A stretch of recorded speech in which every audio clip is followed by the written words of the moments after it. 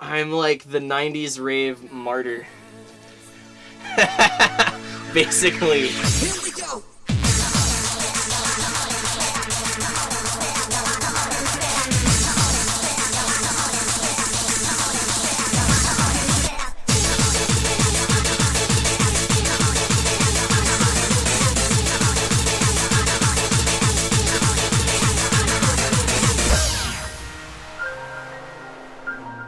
My real name is Nathan. Everyone knows me by Flapjack. I cash checks as Flapjack because promoters cash them. They write them like that sometimes. I've been DJing since I turned 18. I'm 26 now. I just turned 26 in August. And I DJ happy hardcore around the world for fun.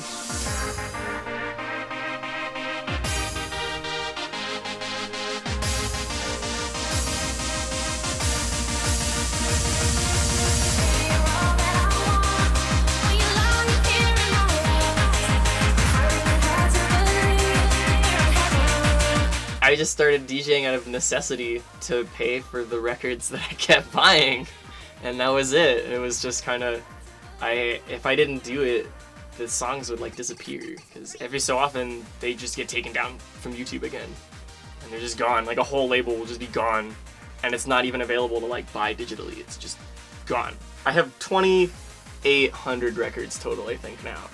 At one point we like went through and did all the math plus shipping for like all the amount I've spent on Discogs, and I thought it would be more, but I like technically made it. I was like, oh well, like my habit is like technically like $130 a month over like a lot of years.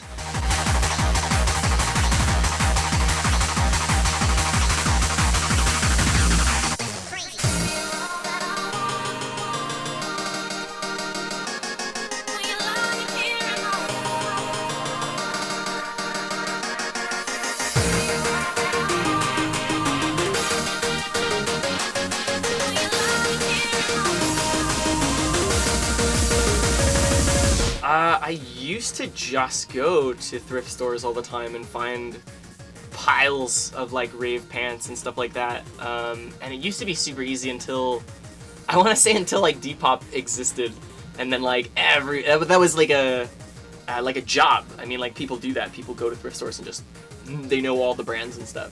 So before that it was super easy, like all the time. And regionally I can find a lot of that stuff, and like if I go to Detroit, sometimes in like Chicago and like some other kind of places where people aren't doing that as heavily, I can find a lot more like rave gear just kind of like in the wild.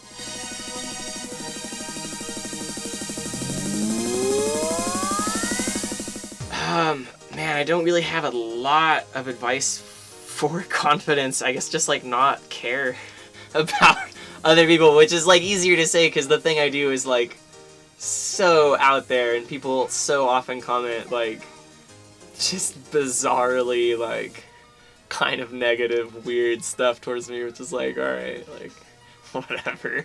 I don't see it as much because people recognize that even if I'm weird, I'm from like the same like lower middle class poverty line class like as them.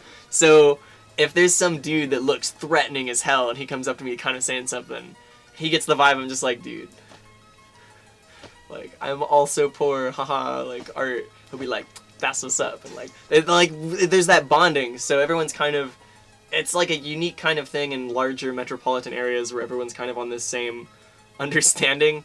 At least in LA, it's not super aggressive. You know, I don't make a lot of money doing this. I do it because I love it, and I throw all my money back into it because I love it, and I love it. I think it's so inspiring to me, and yeah, just participate radically in any way. And that's it. That's how to fit in. That's like, it's like this fitting in, misshapen puzzle piece, kind of like mesh. And that's what I think like underground rave is. It's just that. I wanna be there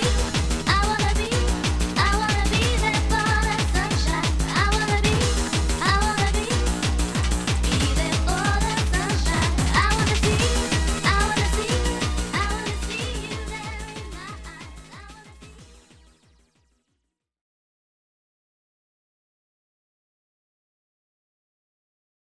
eyes. It's super messed up now because I've like scratched with it a bunch, and it has a bunch of like.